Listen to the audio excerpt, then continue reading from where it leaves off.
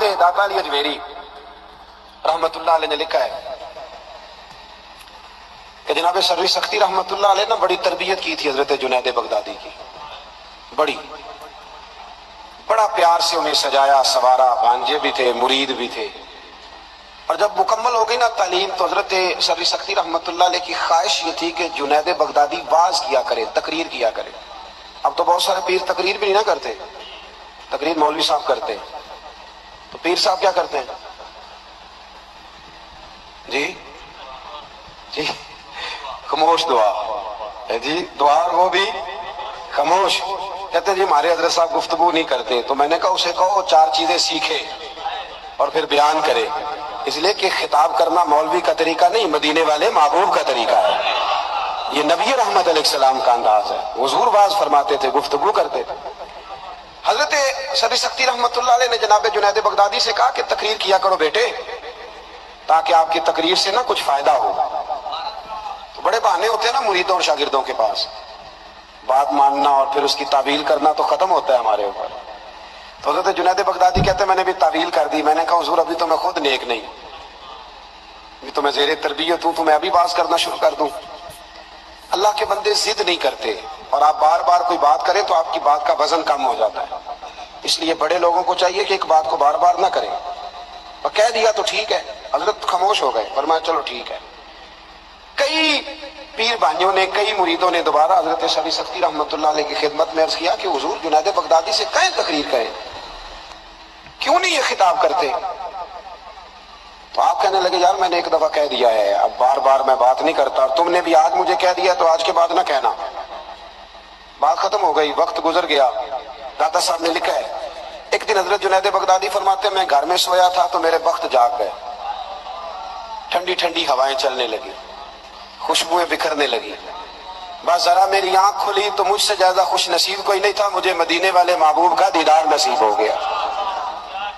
اللہ تعالیٰ خواب میری وچ آیا ماہی تے میں اودے گل وچ پا لئیاں باواں تے ڈر دی ماری اکھ بھی نہ کھولاں کتے پھر بچھڑ نہ جاواں.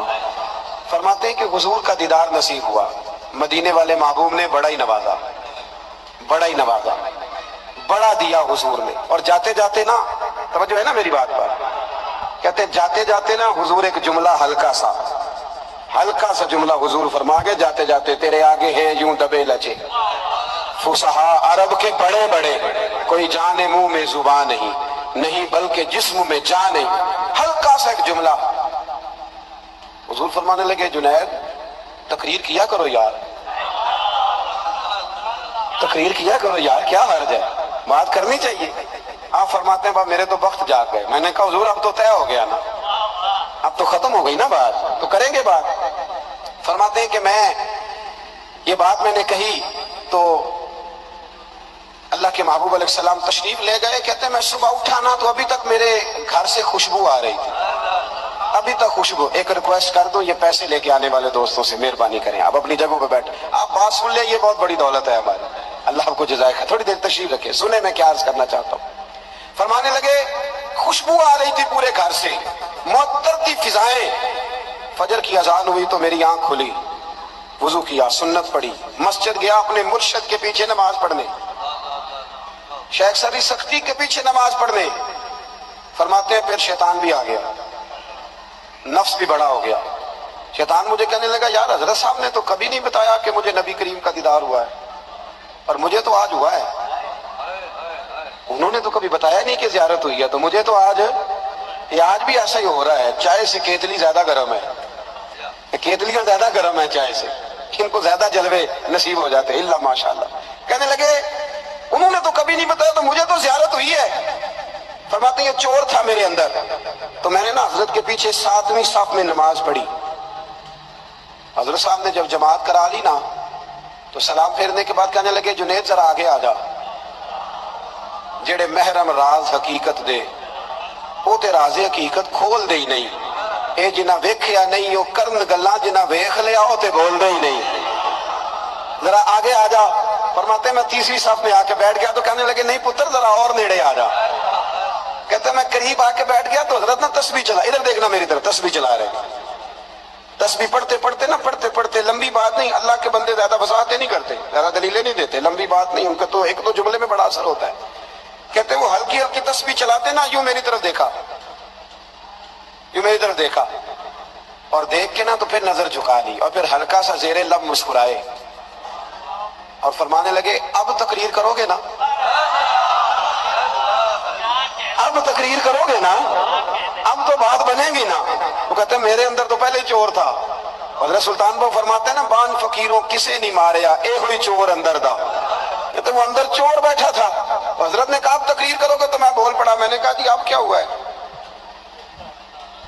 چور جو بیٹھ گیا تھا. میں نے کہا نا یہ شاگرد بعد میں کہتے ہیں وہ مطلب کیا آپ کو بتائیں، ہم زیادہ سیانے ہو گئے، یہ بڑا مسئلہ کھڑا کر دیتے ہیں. یہ تو اساتذہ کی عبارتیں ٹھیک کراتے ہیں بعد اللہ ماشاءاللہ، یہ تو بڑا کچھ کرتے ہیں بھائی. کہا حضرت اب کیا ہوا ہے؟ تو فرماتے ہیں شیخ پھر خاموش ہو گئے. تھوڑی دیر کے بعد نا، تھوڑی دیر کے بعد پھر ہلکا سا فرمانے لگے نہیں یار بتاتا کیوں نہیں، اب تقریر کرے گا نا. تو کہتے ہیں میرے اندر تو چور تھا. تو میں نے کہا اب کیا ہوا ہے؟ کہتے ہیں جب میں نے دوسری دفعہ کہا تو حضرت نے تسبیح چھوڑ دی اور رخ میری طرف پھیرا، میری طرف رخ پھیرا اور پھیر کے فرمانے لگے جنید کل جو رات گزر گئی نا مجھے خواب میں اپنے رب کریم کا دیدار نصیب ہوا تھا.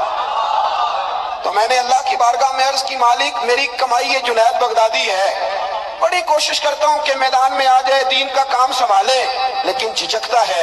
اگر کبھی تیرے محبوب کا یہاں جلوہ ہو، آنا ہو حضور کو، تو ایک نظر اس پہ بھی ڈال جائیں تو کام بن جائے گا. حضرت جنید بغدادی فرماتے ہیں جب شیخ نے یہ کہا نا تو میں نے اللہ اکبر کہا، کپڑے میرے پھٹ گئے، پگڑی میری اتر گئی اور میں مرشد کے قدم چومنے لگا اور میں نے رو کے کہا بابا معاف کر دے، مجھے تو اب سمجھ آئی ہے میرے اوپر جو میرے محبوب نے کرم فرمایا ہے وہ بھی تیری برکت سے فرمایا ہے، وہ بھی تیری وجہ سے فرمایا ہے. ماتے میں تڑپ اٹھا اور پھر زندگی بھر کبھی مجھے یہ وسوسہ دوبارہ نہیں آیا کہ کبھی ایسا ہو سکتا ہے کہ میں اپنے شیخ سے ایک لمحے کے لیے بھی دائیں بائیں ہو کے زندہ بچ جاؤں، واپس آ جائیں، اپنے بزرگوں سے جڑ جائیں، ان کے رستوں کے مسافر بن جائیں.